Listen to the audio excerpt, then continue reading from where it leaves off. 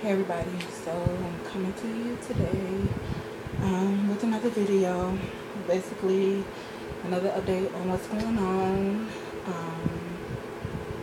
So let's start.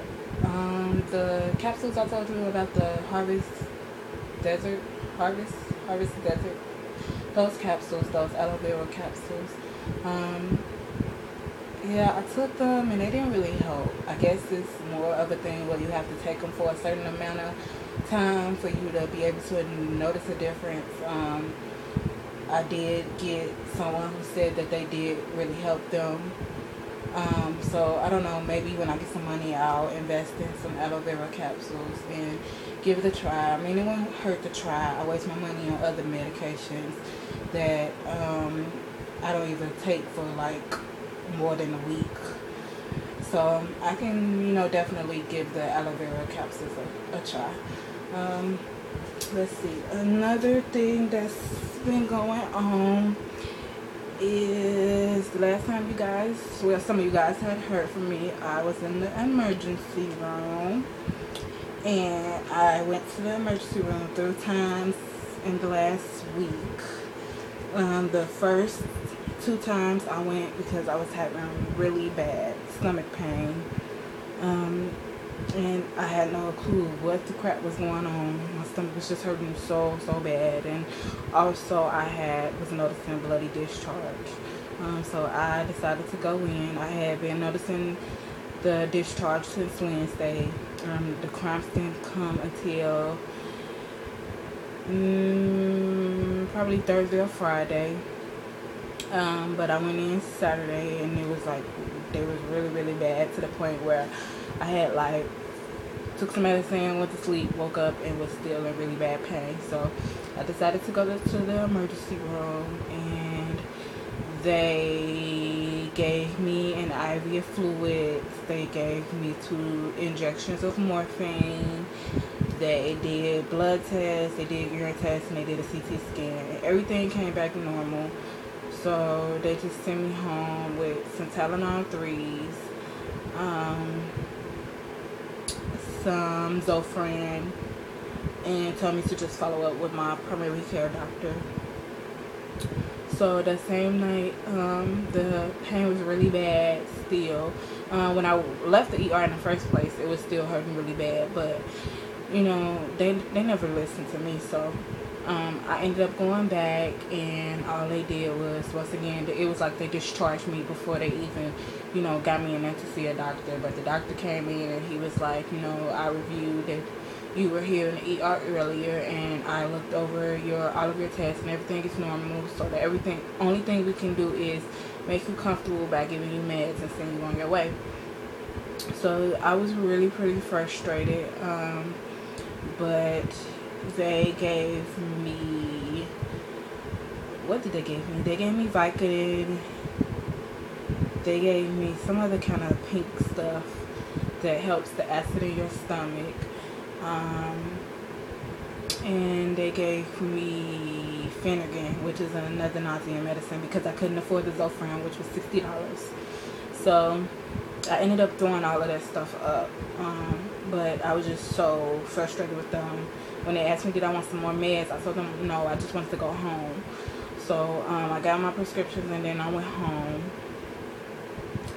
And I got those things filled.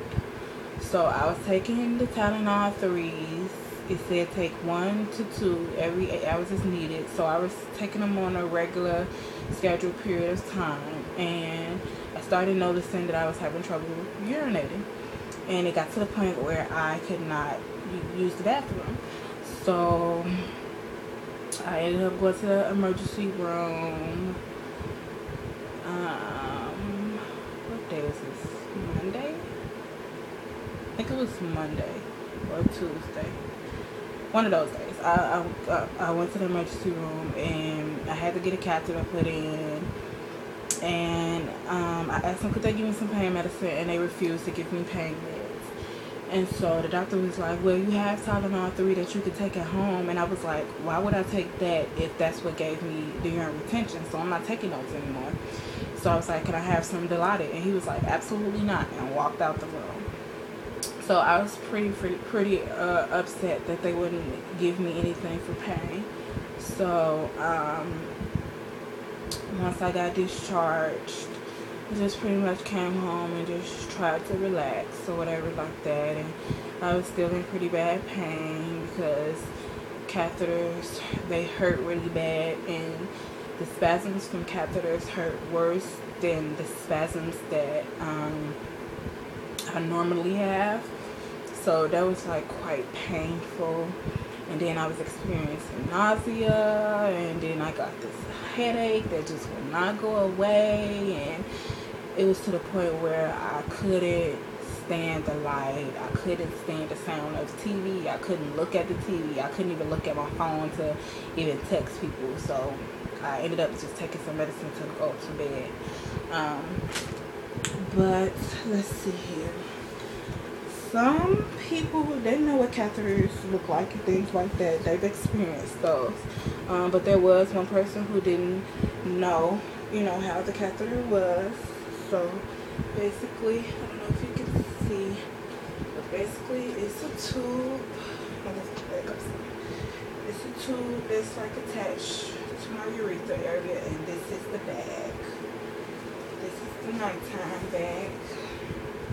And pretty much this tube allows the urine to flow through the tube into the bag, and it's attached to me. And there's no way that I can, well, I mean, it could happen, but I don't recommend it, because there is a balloon that they inflate that's attached to the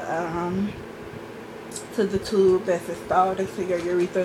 There's a balloon that they inflate so it could stay inside, and the only way you can take the catheter out is when you go in the office or to the hospital and they deflate that balloon, so you can take it out. And so that is the nighttime bag, and they sent me home with a daytime bag, and here are the straps. And you pretty much just take this part off and screw it into this part, and you strap the straps around your leg, and that's used as the daytime bag, so you can still put on loose fitting pants and be able to hide it underneath your clothes. Now they give you the nighttime bag because they suggest that you wear the nighttime bag because your body releases more urine at night. So by the catheter automatically draining urine, like, your bag would be pretty full. So they don't suggest that you going to sleep with the leg bag on. Although I have went to sleep with the leg bag on before, because one time they didn't send me home with the nighttime bag. But I have to keep this thing until Monday afternoon, because my urologist appointment is at 1 o'clock. So I have to keep this thing till then, and it has been definitely a habit with this thing, because you have to watch the position you lay, you have to watch how you get up. The spasms, they contract so easily, and they are super painful, and you just have to watch what you do. You can't really do much with a catheter being in you, and it's just kind of frustrating. I'm ready for it to be out, and it feels good to not have to go back and forth to the bathroom so much, but it's very painful, and I'd rather go to the bathroom 50 times a day than to experience the pain that I have with this catheter. So I did just wanted to come and do a little quick video showing you guys this catheter, I guess, because I am doing IC Chronicles, and I am doing the daily life of having IC, and one of the cons of having IC is getting catheters installed when you suffer from retention, and most of my retention comes from the medicine. Now I don't know what they're going to do after they take this out. Usually they give me another kind of medication, but I don't know what my doctor's plans are, and I honestly don't even know if the Tylenol 3 was what did it. I think the Tylenol 3 kind of just pushed me over to the edge of having to get a catheter, because even before the Tylenol 3, I was experiencing some urine retention. But I don't know, we'll see. I'm all out of meds here. The Lyrica is all gone, and it didn't help. It only increased my appetite, and I feel so fat. I had a big stomach because all I've been eating is cereal. I haven't really eaten anything else, but the Lyrica has made me so hungry where I just been wanting cereal. So